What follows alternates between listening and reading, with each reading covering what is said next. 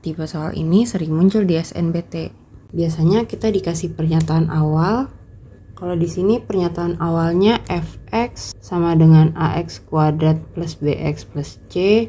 Puncaknya itu ada di 2,-4. Terus ada pertanyaan, apakah dia memiliki maksimum? Nah, biasanya dikasih dua kalimat tambahan. Di sini kalimat pertama fx-nya memotong y negatif. Terus kalimat kedua, A dikali B dikali C kurang dari 0. Atau sebenarnya A, B, C itu adalah bilangan negatif. Nah, tujuan soal-soal kayak gini bukan untuk membuktikan bahwa fx memiliki maksimum. Karena bisa aja jawabannya iya dia memiliki maksimum atau tidak dia memiliki minimum. Pertanyaannya adalah apakah kita bisa mencapai jawaban iya atau tidak tadi pakai dua kalimat tambahan ini. Nah, tapi sebelumnya kita artikan dulu pertanyaannya ya. Memiliki maksimum, kalau di fungsi kuadrat, itu kan dia bentuknya parabola. Bisa terbuka ke atas, bisa terbuka ke bawah. Kalau parabola menghadap ke atas, titik puncaknya ada di bawah. Sehingga ini namanya titik puncak minimum. Kalau parabola yang terbuka ke bawah, titik puncaknya ada di atas. Sehingga ini titik puncak maksimum. Nah, ini yang kita cari. Parabola dengan titik puncak maksimum, dia terbuka ke bawah, sehingga ciri-cirinya A-nya harus kurang dari 0. Sedangkan kalau yang tadi, yang terbuka ke atas itu, A-nya lebih dari 0. Nah, kita maunya yang ini ya.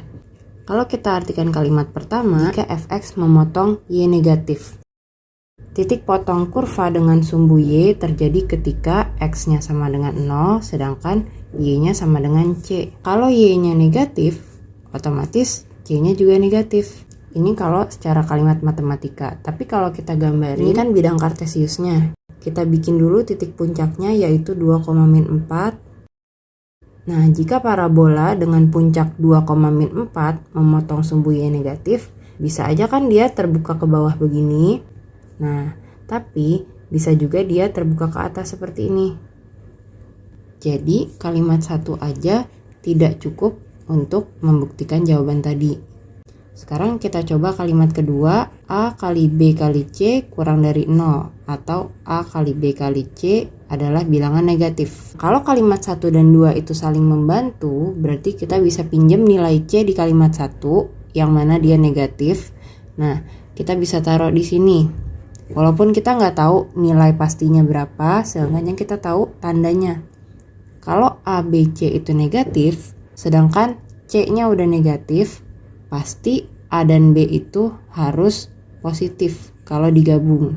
Karena kan min itu hasil dari plus kali min. Karena C udah min, berarti A kali B harus positif. Nah, untuk membuktikan, kita balik lagi ke kalimat awal. Kalimat awal itu diketahui puncak 2,-4. Paling gampangnya kita bisa cek pakai X puncak.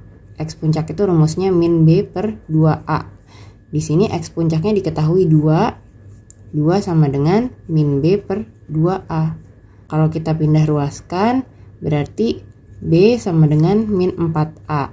Nah, dari sini kita tahu kalau A dan B itu beda tanda. Nah, beda tanda nggak mungkin menghasilkan positif. Karena positif itu cuma bisa dibikin dari min kali min atau plus kali plus. Berarti kalimat 2 dia nggak bisa berdiri sendiri. Karena kita hanya tahu A dan B beda tanda, tapi kita nggak tahu mana yang negatif. Sedangkan kalau kita ambil dari kalimat 1 untuk di-apply ke kalimat 2, yang ada malah dia saling bertolak belakang. Jadi kesimpulannya kalimat 1 dan 2 tidak cukup untuk menjawab pertanyaan tadi. Semoga membantu ya.